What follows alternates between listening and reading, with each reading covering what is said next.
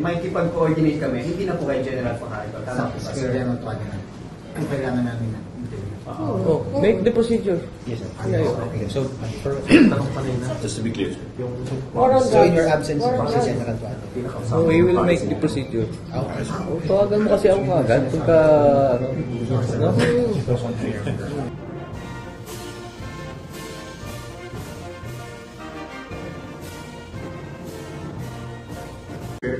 Nagkaroon po ba ng bagong spokesperson ng PNP? Well, nandito ang ating PIO.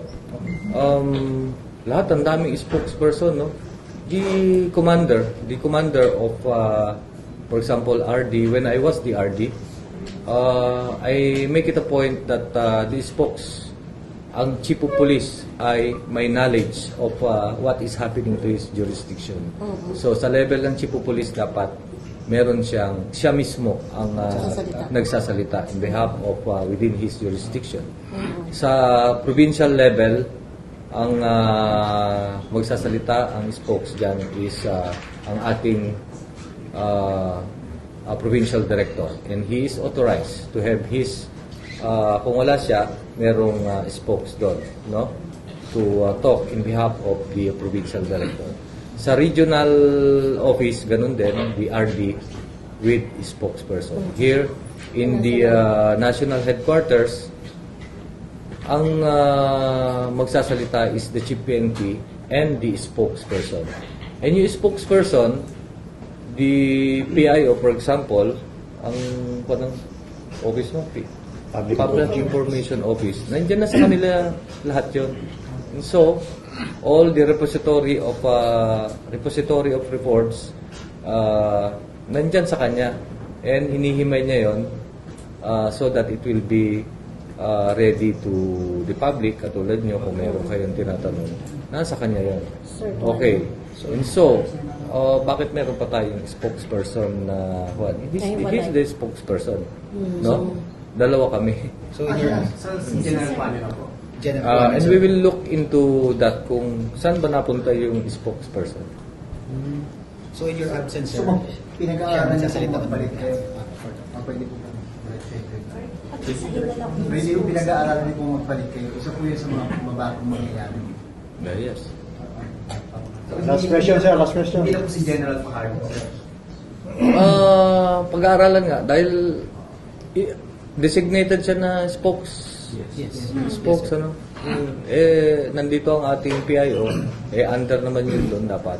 Di parehas kami, yung OCPNP, Office of the Chief, merong spokesperson at merong PIO, parang iisa lang ata yun. Pero sa paano kami, makikipag-coordinate kami, hindi na po kay General Fajardo. Tama po ba, sir?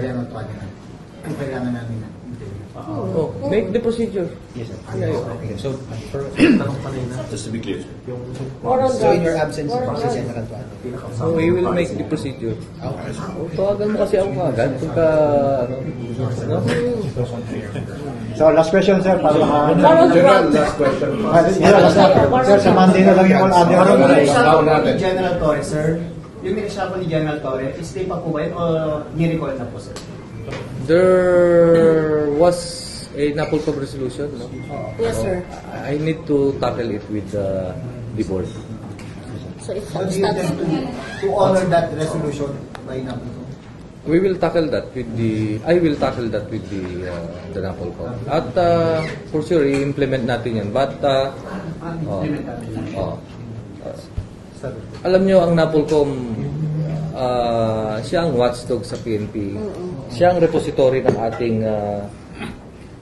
ating mga policies and circulars. Gawa rin naman sa PNP yun, and then they affirm. And nakalagay naman sa batas when the PNP was created, nandun din ang organization ng NAPOLCOM. What is NAPOLCOM? Okay? The NAPOLCOM administers the Philippine National Police. And the NAPOLCOM, ang ginagawa niyan, of course, is siya ay the PNP is under their administrative control and operational supervision. So, klaro naman yun. Kaya nga, dumadaan yung mga promotion sa kanila. To confirm, di ba? Just the policy. To confirm. General, last na lang. Yung operation po ng BARM. At nagpapasalamat tayo, meron tayong batas na 6975. Pagka hindi natin sinunod, para saan pa yung batas, no? Oo nga. Sige, Sir, one we last. are- Hindi, Form lang, sir. naparami kasi si Congressman. Sige, what else? Isa pa.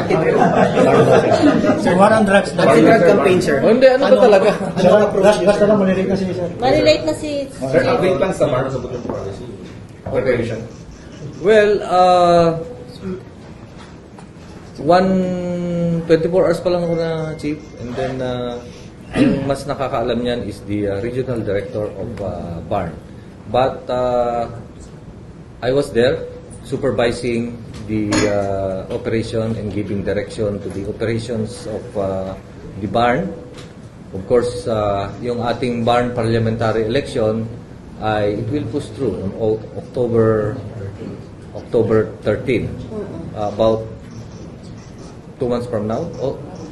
August, 2 months from now. So matutuloy yon, and just like our election nung midterm election 2025, take note that walang failure of election in BARN for the first time, kasi including sa ating archipelago. Natatandaan ko pa yun eh. Natatandaan mo ba yun? Natatandaan nyo, no? May failure of election ba yun? Sumagot ka. Oh. Wala, no? Oh, wala. Kasi... Oh. Bata ka pala yan.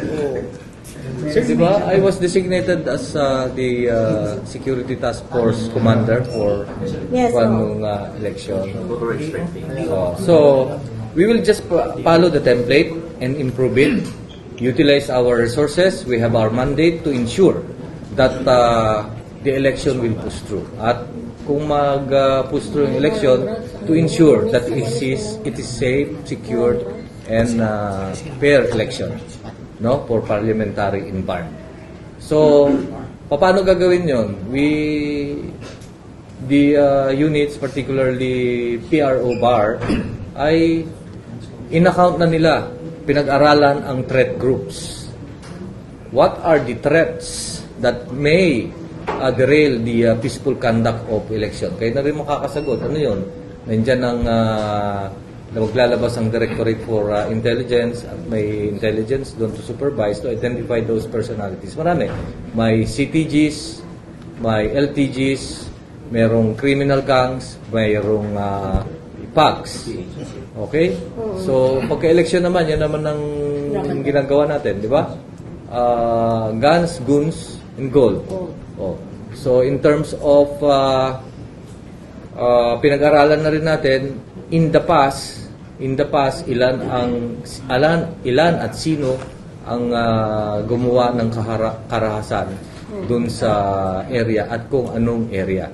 So, they have the data already and get the details from RD Probar. May update ba, sir, sa gano'ng kadaming deployment po natin for BARN? Kung hindi ako magkamali, about 6,000 or more. 16,000 additional forces or components yun, complement Additional to the current strength of the Philippine National Police, including other law enforcement units. Kung kulang, di iaano natin, dadagdagan upon our recommendation to the COMELEC. The COMELEC is the deputized lang ng PNP yan. How about areas of concern, sir? Nakakailan po monitor po natin for BARN? Okay, get the data from get the data. Okay.